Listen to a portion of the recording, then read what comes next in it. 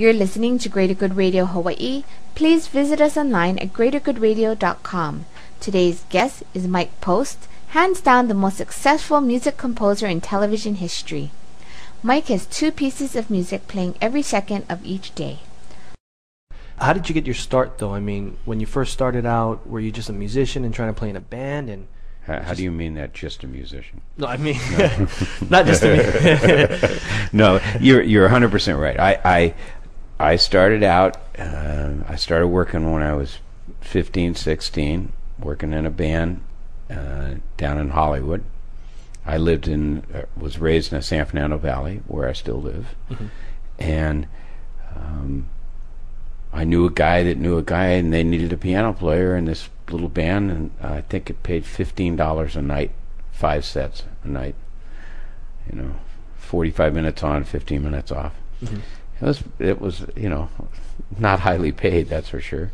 And there were a lot of fights and a lot of danger and a lot of craziness, but a lot of fun too. Mm-hmm.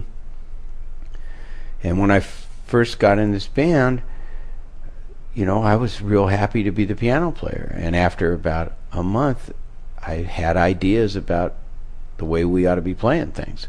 So I shared those ideas with the other musicians, and little by little I sort of became the leader of the band, just because I had musical ideas, not because I wanted to be anybody's leader, or I didn't necessarily want to be in charge of anything except music, Mm-hmm. And that sort of set the stage for the way things would go. I from playing clubs, I went on the road and played in a number of bands that had hit records, but maybe only 1 or 2 people from the hit record were left, so it was sort of like a made-up band that was playing the hit record that other guys had either gone on to other things or whatever. And I did a lot of that, about 4 or 5 different bands. The Marquettes had a big record called Surfer Stomp, and I actually took Paul's place in a duet called Paul and Paula, because he went into seminary, and Paula needed somebody to stand up there and sing with her. So I did that for a while, and then a group called Dick and Dee Dee, who had about 4 or 5 big hits, a duet. They hired me to play guitar for them, and I went to Europe with them. I did a lot of stuff with them, and they were already recording. They were a real hot act at the time. So now I started to get in the studio with them. Mm-hmm. And once that happened, I got a call from this buddy of mine that was working with this duet that nobody had ever heard of, mm-hmm. a man and his wife. And they called me, and I went in one day and played on this crazy record called I Got You, Babe. And Sonny and Cher, their name had just become Sonny and Cher. Before that, they were Caesar and Cleo. And so, so now all of a sudden I'm working on hit records, and I'm playing guitar on hit records. And I was real satisfied being a studio musician for about a year, but then I wanted to be the guy that got to say how it ought to sound. Mm-hmm.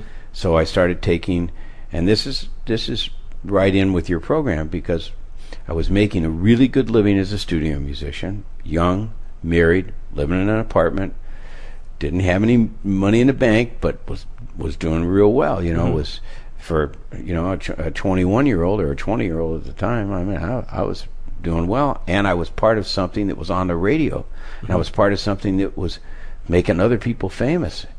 That's pretty good for a young musician. And I guess I could have been satisfied with that, but something inside of me wanted to be the guy driving the bus. And so what I did was I took a chance. Everybody you're going to interview, there's going to be a number of things that are in common. Mm-hmm. And one of them is taking a chance. So I took a chance, not only emotionally, but financially. Thanks for tuning in. Stay tuned for more on Greater Good Radio.